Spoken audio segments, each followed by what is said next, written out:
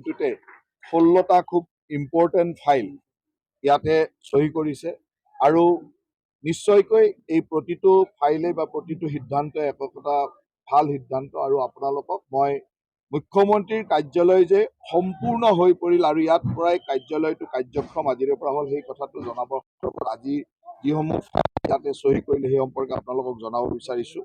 আমাৰ প্ৰথম তেখেতে ফাইল চহী কৰিছে যে অহা 14 ছেপ্টেম্বৰ 2024 দিনটো আপোনালোকে সকলোৱে জানে যে কৰম পূজা আৰু কৰম পূজাৰ পেইড হলিডে হিচাপে তেখেতৰ যিটো ফাইল সেই ফাইলটো প্ৰথম চহী কৰিছে আৰু ইয়াতে কেইবাখনো তেওঁ ডিঅ' লেটাৰ চাইন কৰিছে।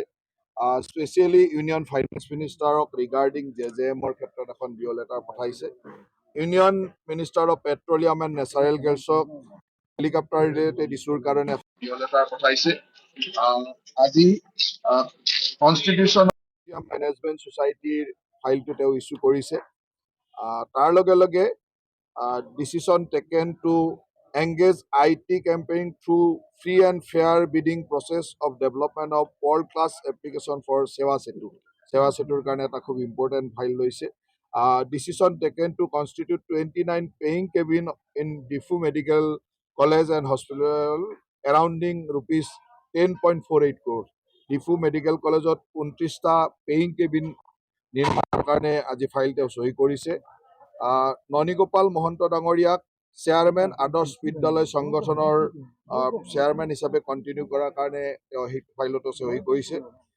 তাৰ লগে লগে অসমৰ 19জন জিলা আয়ুক্তৰ ট্ৰেন্সফাৰ ফাইলতো তেওঁ চহী কৰিছে। আজি অলপ সময় পিছতে গম পাব যে অসমৰ 19জন জিলা আয়ুক্তৰ পৰিৱৰ্তন হৈছে, পৰিৱৰ্তন বা ট্ৰেন্সফাৰ হৈছে, ট্ৰেন্সফাৰ ফাইলটো তেওঁ চহী কৰিছে।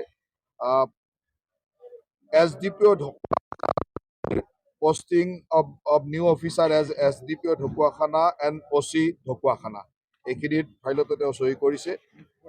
পষ্টিং অফ নিউ অফিচাৰ আৰু তাৰ লগে লগে আপোনালোকে জানে যে আমাৰ দলৰ এজন অত্যন্ত জ্যেষ্ঠ নেতা কটকী ডাঙৰীয়া তেখেতক উপাধ্যক্ষ চিটা ষ্টেট ইন'ভেশ্যন এণ্ড ট্ৰেন্সফৰ্মেশ্যন আয়োগ যিটো আমাৰ চিটা প্লেনিং কমিশ্যনৰ দৰে এই চিটা আয়োগৰ মানে উপাধ্যক্ষ হিচাপে তেখেতক নিযুক্তি দিছে। কাৰণ আমাৰ ইয়াৰ আগতে ৰমেন ডেকা ডাঙৰীয়া সেই পদত আছিল। ৰমেন ডেকা ডাঙৰীয়া ৰাজ্যপাল হৈ যোৱাৰ পিছত আমাৰ সকলোৰে জ্যেষ্ঠ নেতা নাৰায়ণ বৰকটকী ডাঙৰীয়াক চিটাৰ উপাধ্যক্ষ হিচাপে আজি এপইণ্টমেণ্ট দিয়া হৈছে।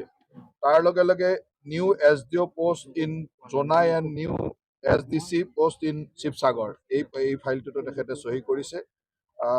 Order of transfer of 17 numbers of assistant engineer and 3 numbers of junior engineer of PWD.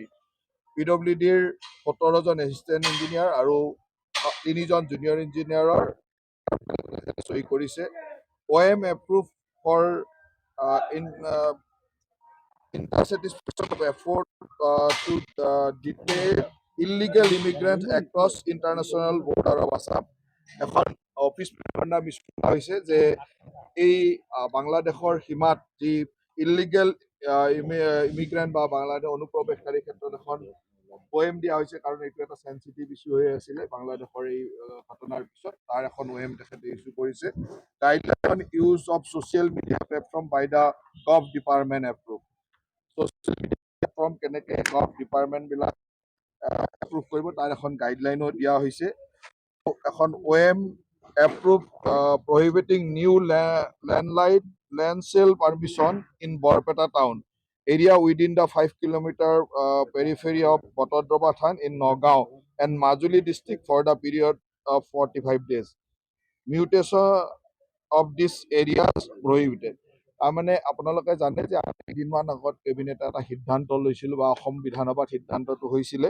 সিদ্ধান্ত অনুযায়ী যিটো আমাৰ হেৰিটেজ বেল্ট এণ্ড ব্লক আমি বৰদোৱা আৰু বটদ্ৰৱা আৰু আমাৰ বৰপেটা তাৰ লগতে মাজুলী বৰদোৱা বটদ্ৰৱাত আমাৰ এপ্ৰুভ হৈ গৈছিলে। তাৰ 5 কিলোমিটাৰ ৰেডিয়াছত যিটো মানে লেণ্ড চেলৰ যিটো OM অফিচ মেমৰেণ্ডামখন ইছ্যু কৰিছে আৰু 45 ডেজৰ কাৰণে মাজুলী ডিষ্ট্ৰিক্টতো সেই ধৰণৰ একে অৰ্ডাৰে থাকিব আৰু তাৰ লগে লগে মিউটেশ্যন এই এৰিয়াবিলাকৰ মিউটেশ্যনটো প্ৰহিবিট কৰা হৈছে। গতিকে এনেকুৱা ধৰণৰ অত্যন্ত গুৰুত্বপূৰ্ণ অৰ্ডাৰ আজি ইয়াতে চাইন হৈছে। আৰু তাৰ লগে লগে এখন অফিচ নটিফিকেশ্যন ইছ্যু হৈছে HCM will national flag off Republic day in Dibrugarh. তাৰমানে মুখ্যমন্ত্ৰী ডাঙৰীয়াই ইতিমধ্যে কৈছিলে যে প্ৰতি বছৰৰ ২৬ জানুৱাৰীৰ যিটো ৰাষ্ট্ৰীয় পতাকা উত্তোলন হয়, সেই ৰাষ্ট্ৰীয় পতাকা ডিব্ৰুগড়ৰ পৰা মুখ্যমন্ত্ৰী ডাঙৰীয়াই উত্তোলন কৰিব বুলি কৈছিলে। সেই সম্পৰ্ক ফাইলত তেখেতে চহী কৰিছে। গতিকে আজি 16টা অত্যন্ত গুৰুত্বপূৰ্ণ ফাইলত মুখ্যমন্ত্ৰী ডাঙৰীয়াই চহী কৰিছে। আৰু ডিব্ৰুগড়ৰ অসম সচিবালয়ৰ মুখ্যমন্ত্ৰীৰ কাৰ্যালয় কাৰ্যক্ষম আজিৰ পৰা আৰম্ভ হ'ল আৰু প্ৰতি মাহৰ 4টা দিন মুখ্যমন্ত্ৰী ডাঙৰীয়া ইয়াত থাকিব আৰু ৰাইজৰ ওচৰলৈ প্ৰশাসন যন্ত্ৰক আগবঢ়াই নিয়াৰ এই মুখ্য ভূমিকা এই কাৰ্যালয়টো কৰিব বুলি আশা কৰিছোঁ। আপোনালোকে আহি থাকিব নাই মাজে মাজে? নিশ্চয় আমিতো আহি থাকোৱে আৰু মুখ্যমন্ত্ৰী ডাঙৰীয়াই আজি ঘোষণাও কৰিছে যে মিনিষ্টাৰিয়েল ব্লক এটাও আমাৰ মন্ত্ৰীসকলৰ এটা ব্লক নতুনকৈ ইয়াত হ'ব আৰু মন্ত্ৰীসকলেও ইয়াত মাহত বহিব পৰা দিনৰ ব্যৱস্থা, সভা সমিতি কৰাৰ যি ব্যৱস্থা, সেইখিনিৰ কাৰণেও ভৱিষ্যতৰ দিনৰ পৰিকল্পনা ৰাখিছে।